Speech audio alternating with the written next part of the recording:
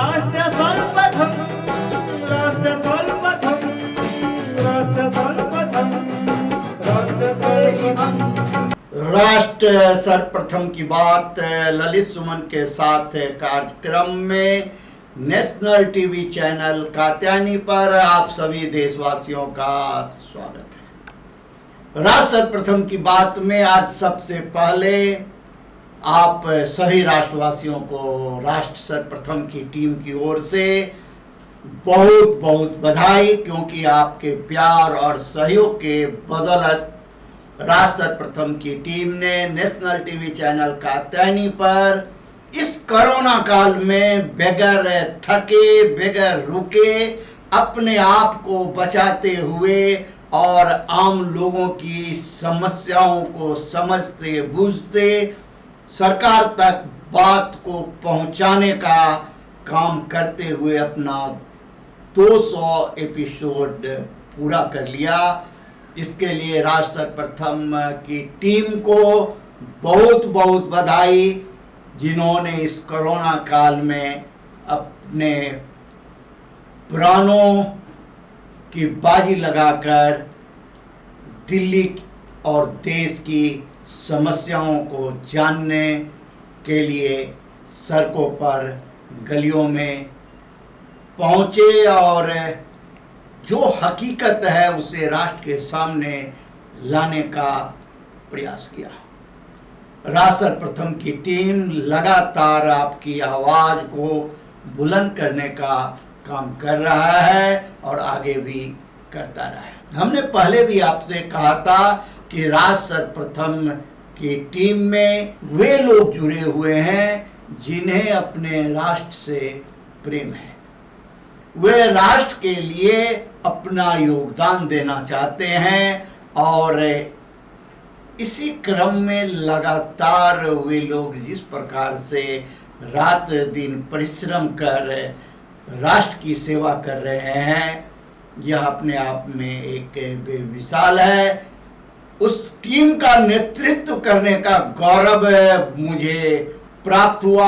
मैं भी अपने आप को यह पद पाकर गौरवान्वित महसूस करता हूं कि राष्ट्र की सेवा के लिए मुझे भी यह अवसर इस टीम ने प्रदान किया है।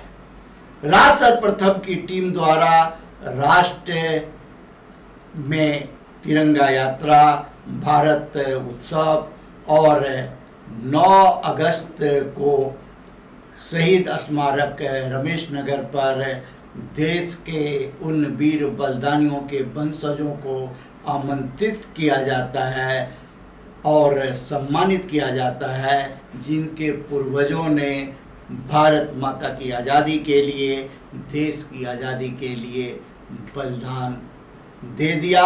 हंसते हंसते फांसी पर चढ़ गए, हंसते हंसते कुर्बानी दे दी और आज हम आज़ाद हिंदुस्तान के नागरिक हैं। इसीलिए हम करीब करीब हमेशा केंद्र की सरकार से और सभी राज्यों की सरकार से यह मांग करते रहते हैं, इस मांग को उठाते रहते हैं कि आप उन वीर बलिदानियों को शहीद का दर्जा प्रदान करें, जिन्होंने भारत माता की आज़ादी के लिए, इस देश की आज़ादी के लिए अपने प्राणों का न्यौछावर किया।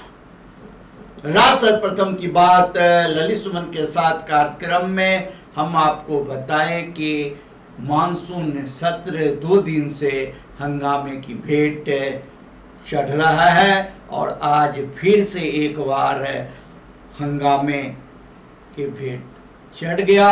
मामला बड़ा गंभीर है, मामला है जासूसी का।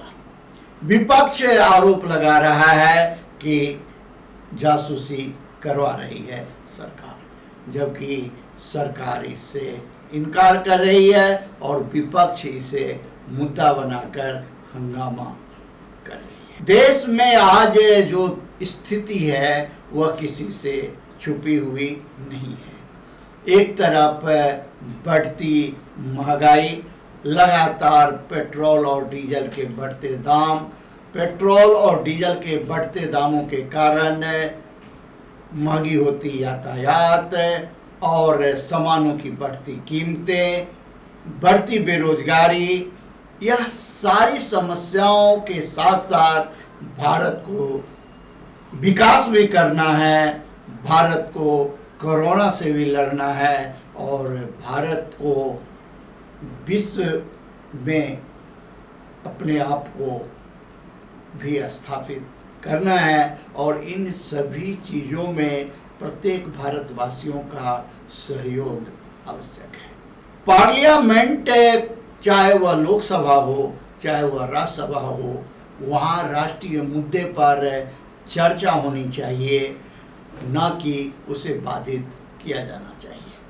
सत्ता पक्ष और विपक्ष दोनों को बैठकर अगर कोई समस्या है, कोई बातें हैं, तो उन्हें उस पर चर्चा करनी चाहिए और राष्ट्र के विकास के लिए उन्हें वहाँ से एक नीति निर्धारण करनी चाहिए। सत्ता पक्ष विपक्ष पर आरोप लगाने का काम कर रही है और विपक्ष जासूसी का आरोप लगाकर केंद्र के साथ उलझ पड़ी है। राज सर्वप्रथम की बात ललित सुमन के साथ कार्यक्रम में हम आपका ध्यान इस ओर भी आकृष्ट करेंगे कि मुंबई में पुलिस द्वारा एक ऐसे व्यक्ति को गिरफ्तार किया गया है जिस पर पोर्न फिल्म बनाने का गंभीर आरोप है और वो हैं राज कुंद्रा, एक जाना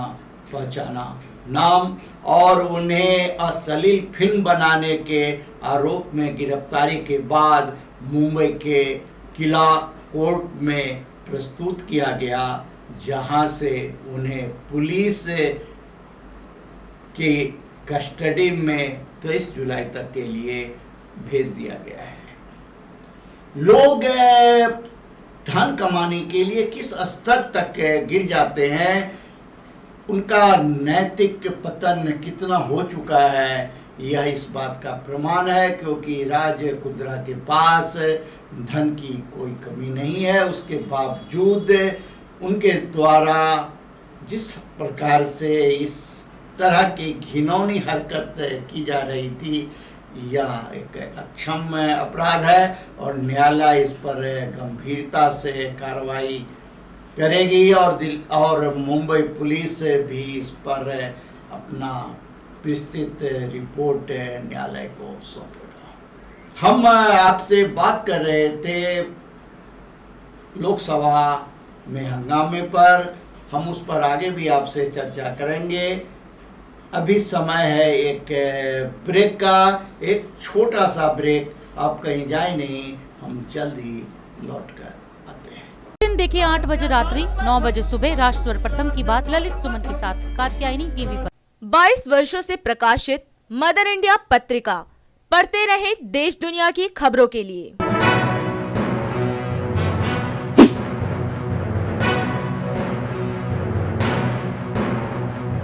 26वें वर्ष में आपके लोकप्रिय समाचार पत्र इंडिया दर्पण का प्रवेश। आप देखते रहे अपने क्षेत्र की खबरें।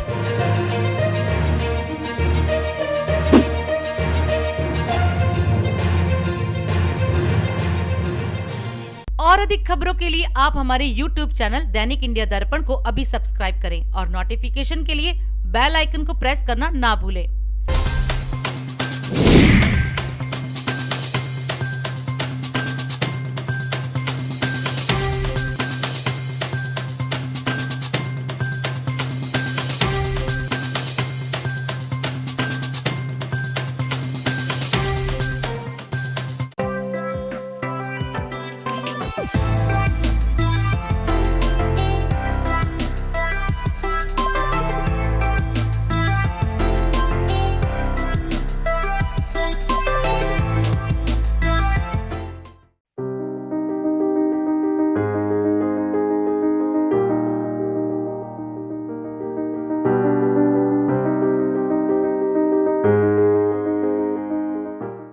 राष्ट्र सर्वप्रथम की बात ललित सुमन के साथ कार्यक्रम में नेशनल टीवी चैनल कात्यायनी पर ब्रेक के बाद आपका फिर से स्वागत है। हम बात कर रहे थे लोकसभा 22 तारीख तक स्थगित किए जाने पर और चर्चा हो रही थी, जो कि जासूसी को लेकर विपक्ष का यह हंगामा और उत्तर प्रदेश के मुख्यमंत्री योगी आदित्यनाथ ने विपक्ष के इस कार्रवाई को गैर जिम्मेदाराना बताया है। वहीं संसदीय कार्य मंत्री प्रहलाद जोशी ने भी विपक्ष के इस रवैये को गैर जिम्मेदाराना बताते हुए कहा कि विपक्ष को संसद के अंदर चर्चा करनी चाहिए, न कि इस तरीके से हंगामा खड़ा करना चाहिए।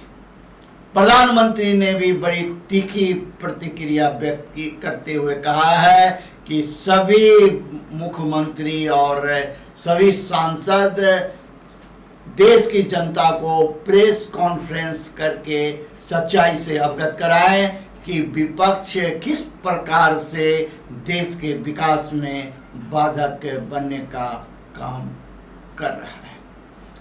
संसद के अंदर चर्चा करने की जगह हंगामा कर देश को दुनिया की नज़र में बदनाम करने का प्रयास किया जा रहा है।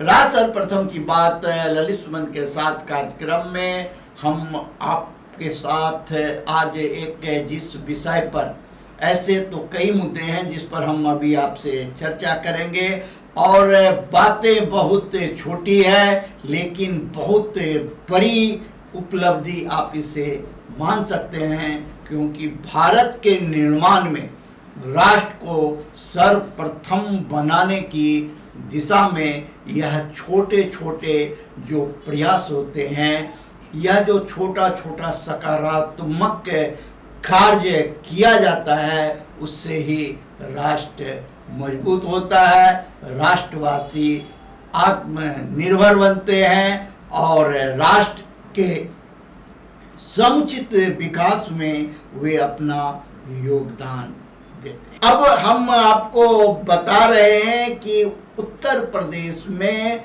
आयकर विभाग द्वारा, इनकम टैक्स डिपार्टमेंट द्वारा उन लोगों के अकाउंट की जांच पर तो नज़र थी ही जो आयकर देते हैं, साथ ही आयकर डिपार्टमेंट ने उन लोगों के ऊपर भी नज़र रखना शुरू कर दिया था जो जगह जगह व्यापार करते हैं, विभिन्न रूपों से व्यापार करते हैं।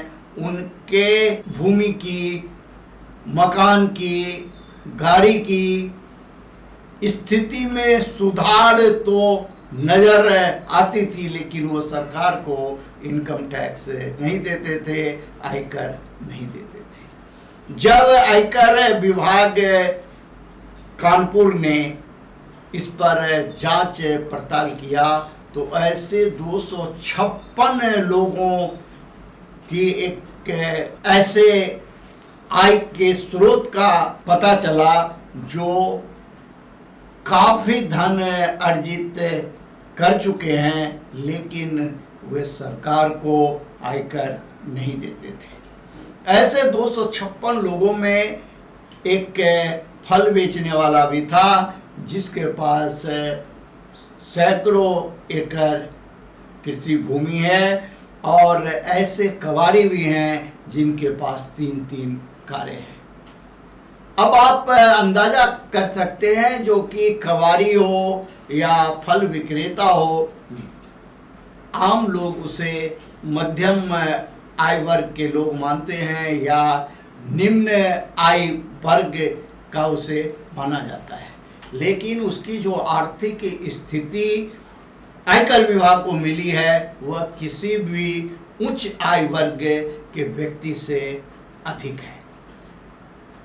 यह बातें आज से नहीं, पूर्व मदर इंडिया पत्रिका में प्रकाशित हुआ था और इंडिया दर्पण समाचार पत्र में भी इस प्रकार का आलेख प्रकाशित किया था कि सरकार को अपने आय के स्रोत को बढ़ाने के लिए इस प्रकार से प्रयास करना चाहिए। जो लोग इनकम टैक्स देते आए हैं उन्हें परेशान न किया जाए। जो आप पिछले वर्ष तो आपने इतना इनकम टैक्स दिया और इस बार आप कम क्यों दे रहे हैं, बल्कि सरकार को इस बात की जांच करनी चाहिए और उस आयकर दाता से पूछनी चाहिए जो आखिर आपके सामने ऐसी क्या व्यवस्था उत्पन्न हो गई जो आप इस वर्ष कम आय कर दे पा रहे हैं। क्या सरकार आपकी क्या मदद कर सकती है, ताकि उस आयकर दाता के मन में अपने उस आयकर अधिकारी के प्रति, अपने वित्त मंत्रालय के और अपनी सरकार के प्रति एक विश्वास की भावना जागृत हो। यह एक बहुत बड़ा सकारात्मक प्रयास है आयकर विभाग का, जो वे छोटे छोटे जगह पर जो आय हो रही है लेकिन उसका कहीं अता पता नहीं होता, उस पर काम कर रही है और काम करके इस तरीके का चौंकाने वाला एक आंकड़ा सामने रखा है। और इसी तरीके की कार्रवाई भारत की राजधानी दिल्ली से शुरू होनी चाहिए, जिस प्रकार से उत्तर प्रदेश में की गई है, और दिल्ली के साथ साथ देश के सभी राज्यों में इस तरीके से प्रयास किया जाना चाहिए, ताकि प्रत्येक भारत का नागरिक जिसका आय अधिक है वह ईमानदारी पूर्वक राष्ट्र के विकास में अपना आयकर दे और राष्ट्र आगे बढ़ सके। राष्ट्र सर्वप्रथम की बात ललित सुमन के साथ कार्यक्रम में हम यह चर्चा आपसे कर रहे थे, जो कि एक फल बेचने वाला सैकड़ों एकड़ भूमि का मालिक बन गया, लेकिन सरकार को आयकर के नाम पर कुछ नहीं मिला। इसी प्रकार एक दो नहीं, यह संख्या लाखों लाख में है जिनके पास आय के स्रोत हैं, लेकिन वे आयकर का भुगतान नहीं करते, बल्कि उस आय को बचाने के लिए तरह तरह के हथकंडे अपनाते हैं।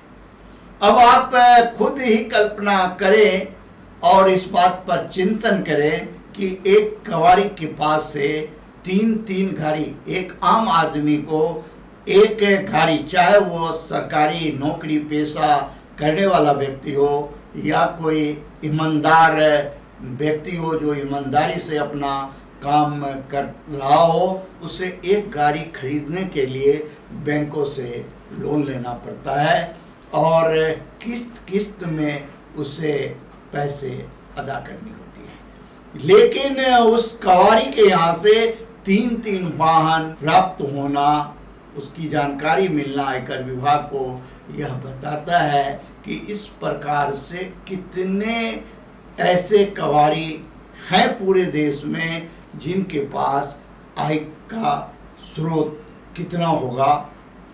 इन सभी की जांच आयकर विभाग की टीम को करनी चाहिए और करने के उपरांत जो आयकर बनता है उनसे ही वह आयकर लेनी चाहिए। दिल्ली पुलिस क्राइम ब्रांच द्वारा लगातार अपराध नियंत्रण की दिशा में कई ऐसे खुलासे किए गए हैं जो चौंकाने वाले हैं। उसी में एक सेक्स के नाम पर सेक्सटॉर्शन एक धंधा नया जो ऑनलाइन के माध्यम से बन पाया है, उसका खुलासा दिल्ली पुलिस के क्राइम ब्रांच के ज्वाइंट सीपी आलोक कुमार ने किया है, जो किस प्रकार से सेक्सटॉर्शन के माध्यम से 200 लोगों को ठगने का काम इस गैंग द्वारा किया जा रहा था और इस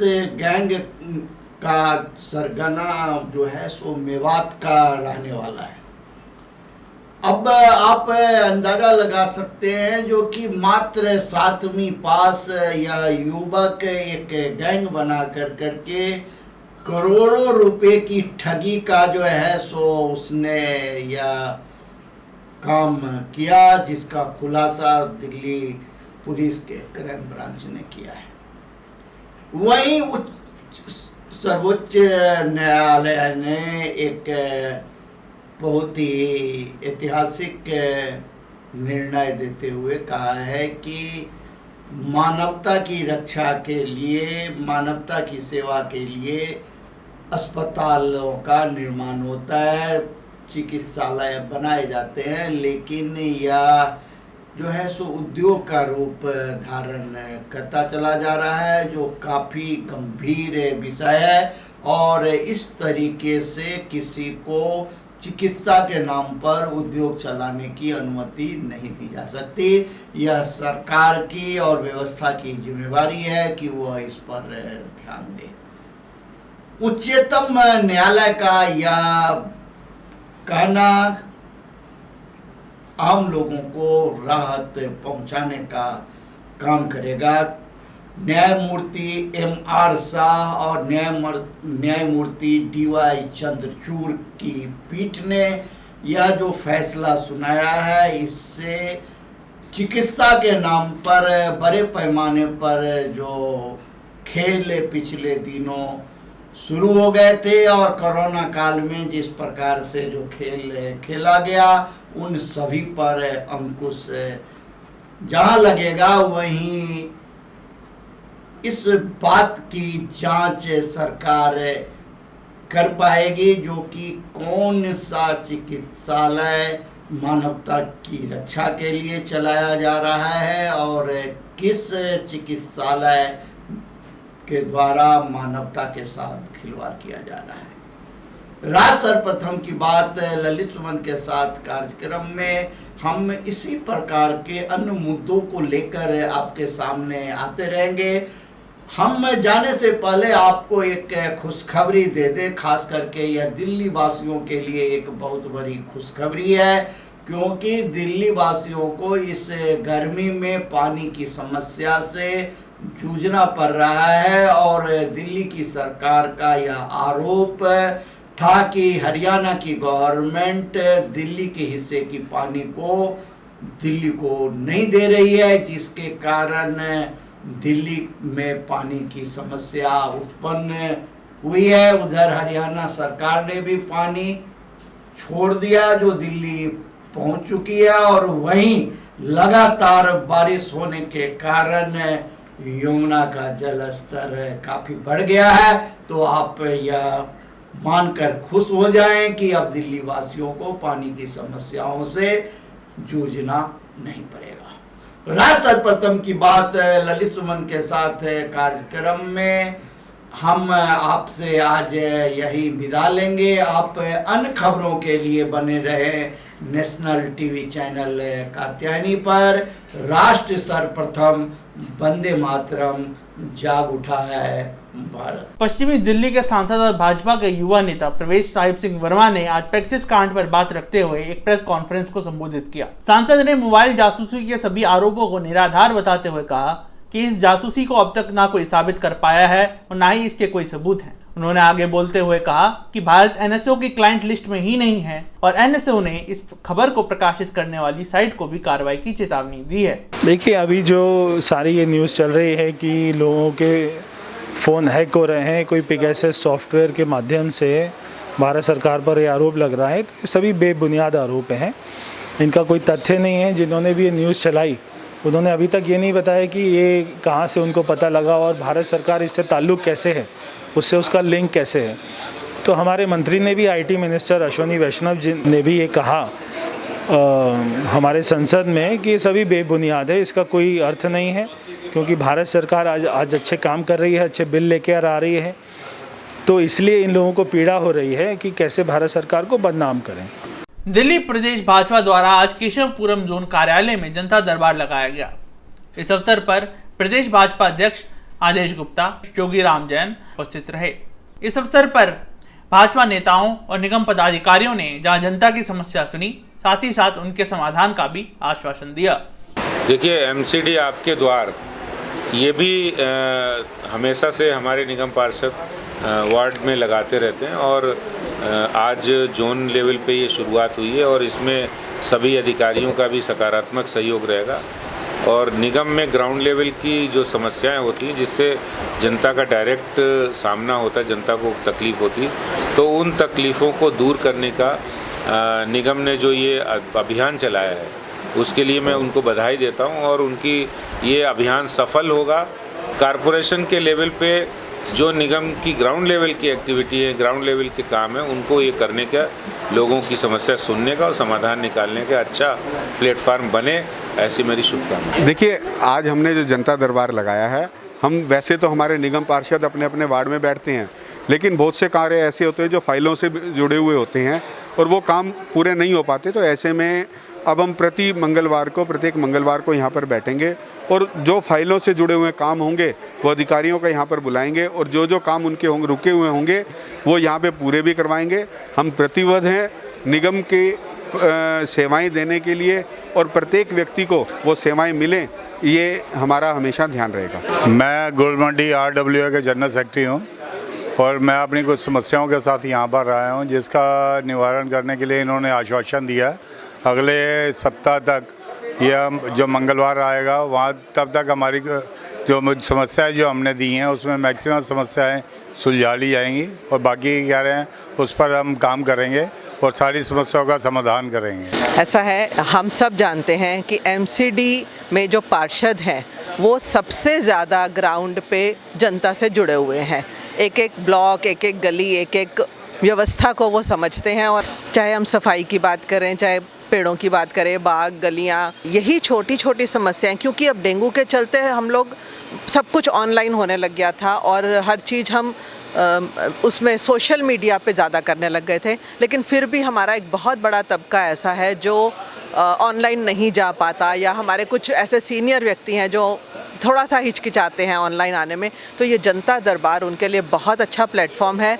मैं बधाई देती हूँ हमारे चेयरपर्सन योगेश वर्मा जी को, जिन्होंने इस बारे में पहल कर ली, इस बात की सोच रखी, और हमारे अभी प्रदेश अध्यक्ष आदेश जी जो यहाँ रहे, वो पहले मेयर भी रह चुके हैं, वो भी समझते हैं कि जनता की जो प्रॉब्लम्स है, छोटी छोटी बातें हैं, लेकिन अगर वो पूरी नहीं होती तो लोग बहुत परेशान होते हैं, बहुत अजीब से उनके मन में ख्याल आते हैं कि एक सर्टिफिकेट चाहिए था वो नहीं बना, एक सफाई करवानी थी वो नहीं हो पाई। तो उन सब कामों के लिए ये एक बहुत अच्छा प्लेटफॉर्म, मैं बधाई देती हूँ और साधुवाद देती हूँ। मोती नगर विधानसभा क्षेत्र के मानसरोवर गार्डन में 2 सुरक्षा गेटों का उद्घाटन आज संपन्न किया गया।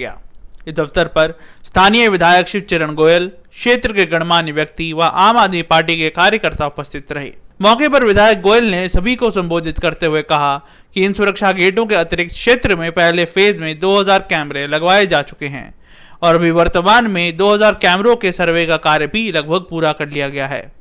यह कैमरे अगले माह से क्षेत्र में लगना भी शुरू हो जाएंगे। इस अवसर पर क्षेत्रवासियों ने विधायक का स्वागत किया और सुरक्षा के क्षेत्र में किए गए प्रयास की प्रशंसा भी की। विधायक ने इसके अतिरिक्त क्षेत्र का दौरा भी किया। मॉनसून सत्र में लोकसभा 22 जुलाई तक स्थगित, राज्यसभा में चर्चा जारी। विपक्षी दलों ने की पेगासस मुद्दे पर जेपीसी की मांग, शिवसेना ने सौंपा लोकसभा अध्यक्ष को ज्ञापन। संसद में बोले आईटी मंत्री अश्विनी वैष्णव, देश में निगरानी व्यवस्था कानून के अंतर्गत। लोकसभा में हुई कोरोना पर चर्चा, टीएमसी सांसद बोले चुनाव के दौरान इन्फेक्शन रेट में हुआ इजाफा। महाराष्ट्र में शुरू हो सकता है door to door vaccination, Maharashtra सरकार ने दी बॉम्बे हाईकोर्ट को जानकारी। डीआरडीओ ने किया स्वदेशी टाइटेनियम अलॉय का आविष्कार, विकसित देशों में हो रहा है पहले से इस्तेमाल। आईआईटी रोपड़ ने किया ऑक्सीजन रैशनिंग यंत्र का आविष्कार, ऑक्सीजन के किफायती उपयोग में है कारगर। अभिनेत्री शिल्पा शेट्टी के पति और बिजनेसमैन राज कुंद्रा गिरफ्तार, अवैध गतिविधियों में संलिप्तता का है आरोप। अफगानिस्तान में ईद की नमाज के दौरान राष्ट्रपति भवन पर रॉकेट हमला, कोई हताहत नहीं। वॉलमार्ट को डाउन सिंड्रोम से पीड़ित कर्मचारी को गलत तरीके से हटाना पड़ा महंगा, देना होगा 937 करोड़ का हर्जाना। राष्ट्र